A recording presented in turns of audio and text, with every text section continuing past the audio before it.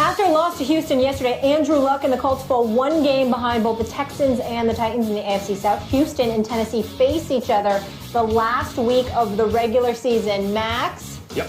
Who's going to win it? The AFC South.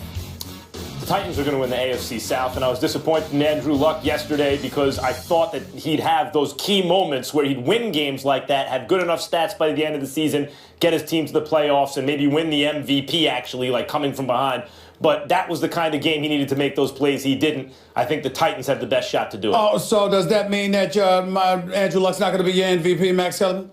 Correct. Okay, I'm proud of you. I'm proud of you. I agree with Max. I'm rolling with the Titans. DeMarco Murray is running the football well, and Mariota's only got 8 interceptions on the season. He looks pretty damn good. We've been giving Jameis Winston some props. We got to give Marcus Mariota some props. No question. Let's look at the NFC South now, guys. The Bucs knocked off the Saints for their 5th straight win and remain in first place with the Falcons at 8-5. Max, do you think the Bucs are going to win this division? I do. I think that their defense is really coming around. They kind of remind me of the Giants right now, actually. Defense gelling at the right time, and they got a money quarterback. You know, there's something about Jameis Winston. Has that Ben Roethlisberger thing. Big, just athletic enough, big arm, leader. Guys like to play with him, comes through in the clutch. I like the Bucs. I'm going to go with the Atlanta Falcons. Okay. Even though I've been very impressed by the Bucs and their defense is stout, there's no question about it. Offensively, I'm wondering what Tampa's going to do. I don't have any questions about Atlanta's offense. When I think about their schedule, San Francisco, that's damn near a bye week. Carolina on the road, that'll be tough. But they have New Orleans at home to close out the season. I'm just of the mindset that you know, Atlanta's going to win their final 3 games, and I think they'll be able to hold on for the division crown. Both have a shot coming up. My favorite part of the show. When we return, it's all just football. Everything football to me, you know what I'm saying? So it was a run play, and me and Chris was looking at one another in the face, and I cut blocked. It's not like he didn't see me; he was looking right at me. So I mean, it is what it is. I mean, they got upset with it, but if they watch film and they watch me play, they know that's what I do. That's if they watch film, though. Totally clean play by you. It wasn't a dirty play. It was a dirty play by a sorry player. He don't do nothing. He come to the game, don't catch no passes. He come to the game to chop guys from the back, and he got the same agent as me. So when I see his in Atlanta, I'm gonna beat his. tell us how you really feel. Stephen A., you think it was a dirty hit? It absolutely was a dirty hit. I don't care what anybody says. I don't give a damn what the rule book says or anything like that. Aqib Talib is absolutely right in terms of it calling a dirty play. And here's why I would say that to Harry Douglas. I don't know Harry Douglas personally. He's been in the NFL for about 7 to 8 years. He's on his grind. He went to college at Louisville. You're 32 years old. You're a grown man. Don't talk to me about rules and what rules allow. You sit up there and you got a cornerback, a contemporary within the National Football League. Y'all are away from the play and you literally dive at his knee. That is not something that you do. I don't give a damn what the rule book says. You know, as a human being, there's certain things that you don't do if you don't have to do it. You weren't in a tussle. You weren't in a melee. You weren't in a pile, a scrum. It was just you and him. He's away from the play. He's not anticipating anything, and you dove right at his right knee. That is a dirty play. It is unethical. And as far as I'm concerned, I want to see what the National Football League, Max, is going to do, because I think that Harry Douglas should be suspended immediately for at least a game, and he should have himself docked a game's pay. Not to just mention that, it's also important that the NFL does that, because the NFL would certainly not hesitate to find somebody or suspend somebody if something like that harmed the players, according to what they're concerned about. If they're protecting themselves about potential lawsuits with concussions and beyond, look at what they've turned the game into. Look at what they have folks watching out for. They're encouraging individuals to be hit low because you want to avoid high hits at all times. So if you really, really care about player safety, don't just come to me with the head shots. Come to me addressing cheap shots like that, because it was a cheap shot.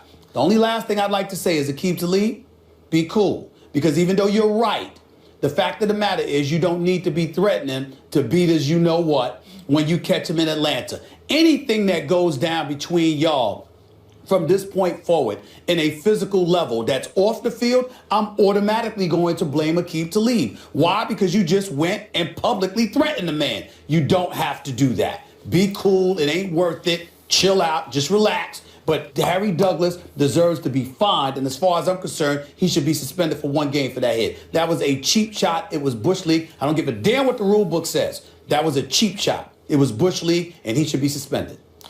Well, we agree that it was dirty for those reasons. It was malicious, and it was unnecessary. It was gratuitous. It was superfluous. So we agree that it's dirty, but it's not illegal. You can't fine him. You can't suspend him. And it's fair for a player to say, look, football is a hurt game. The way I view it is if I have a chance to damage the other team's asset, one of their resources, within the rules, I'm going to do it. It's one of the reasons I didn't have a problem with Bountygate, and I didn't think there should have been punishment for it. It does matter that it's in the rules or not in the rules. Not morally. I disagree with you saying ethically. I think, and not to split hairs here, but I suppose we have to. There's a difference between ethics and morals if you really do want to split those hairs. Morally is what's right and wrong based on empathy. Let me put myself in that person's shoes and see if I'd want that done to me. Come on, it didn't really affect the play. You didn't have to do that. But ethics is about a standard of behavior based on rules. And the rules in this full contact sport protect him here. Chris Harris was pursuing a runner, was running away from his own goal line, was not being blocked by anyone else, so it was a legal block by the rule book. And I don't see how you can fine or suspend a player for a legal block. Now, we agree it was messed up. I mean, it wasn't a chop block by definition, but it was messed up because he meant to injure. But you know, again, that could, so therefore it was mean-spirited, it was malicious.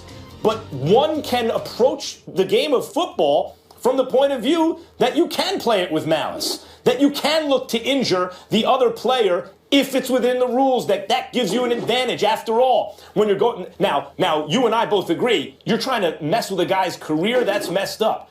But you know, Lawrence Taylor used to put that shoulder down and crack the guy in the small to back the quarterback. What do you think was on his mind? Probably severing the guy's back from the rest of his body. That's the nature of the game. If it's within the rules, maybe messed up, but it's actually not unethical by definition, and I don't see how you fine or suspend him. Well, I'll tell you how. I'll help you see it. When a quarterback gets hit low, that play is supposed to be definitively wrong, and you get fined or you get suspended or whatever the case may be. But on several occasions, we've noticed instances where intent comes into the equation. Now, obviously, it's very subjective, it's very arbitrary, and we understand that. But someone's intent matters no matter the malice that comes associated with a particular sport, Max. So what I'm saying is this. Again, if you were in a scrum and that's what you decided to do, that's what comes with the territory because you're Chris Harris Jr. You got to watch yourself. You're in the middle of that. You are away from the play. Y'all are jogging at a very slow pace. So what I know you agree that it was messed up, but what I'm saying is that elevates the intent portion of this conversation. But what I'm saying because is when we look at a Harry Douglas, and we could see so easily that because he was away from the play, his intent was of malice, and the NFL says that they care about player safety. You can adjust and modify your rules to some degree in a particular instance to say, excuse me, we know that's the rule, but you were clearly dirty in that one. You're going to pay a price for that. I think they can do that. The defense could be, yes, I'm trying to hurt him. This is football, and I'm allowed to try to hurt someone within the rules. And that's the point. But they could subjectively decide that your malice intent is of such a nature that we need to address it so we can discourage other individuals from following suit and doing the same thing. Not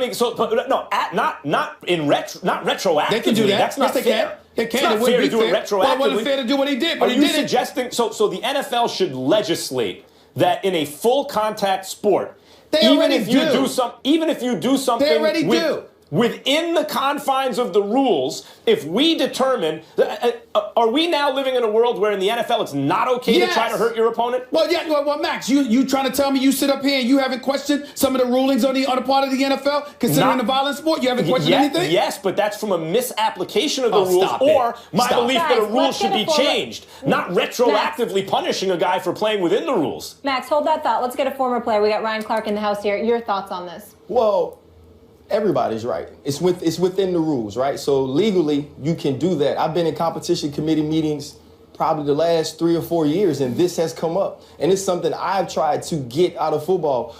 We remember back to... First, let me ask you, was it dirty? Yeah. Okay. Yeah. But that's not the... But even though that's the question, that's not the point. Okay. Right, so there's two different things. The question is, was it dirty? It was dirty, right? And that's why it was handled the way it was handled. If I'm the producer of that game, if I'm in charge of the cameras, I follow Harry Douglas on the next play, because when it happened, when he cut Chris Harris, I said to myself, they're going to fight him the next play.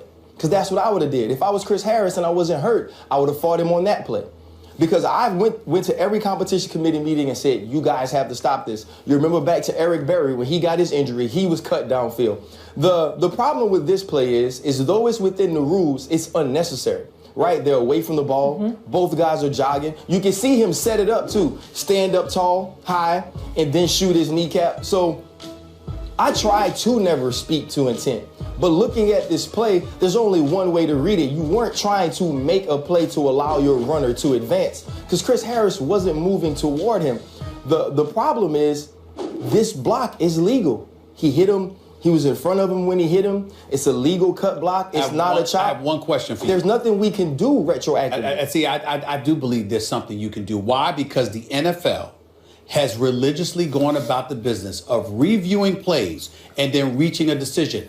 Half the time, I wouldn't say half the time, but a lot more often than not, play rulings that you find as a former player highly questionable. Right. So what I'm saying to you is that couple that, Ryan Clark, and I'm asking the question here. Definitely. Couple that with this.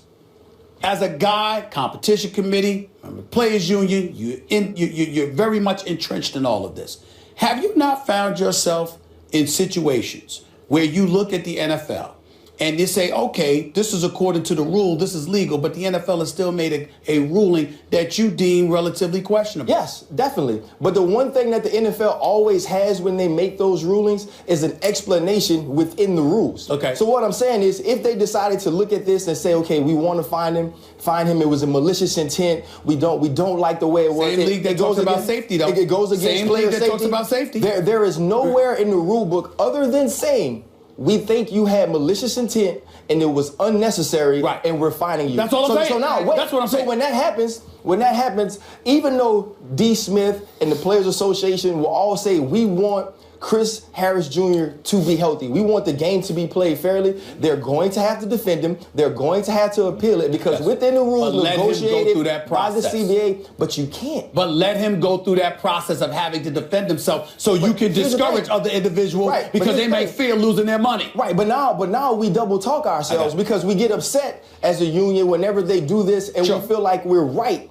Right, we feel like it's not within the rules. The CBA doesn't state it. We've negotiated one thing and then go away from it here. We can't do it. All right, we got a lot more to get into on First Take and with this man. Good to see you, Ryan Clark.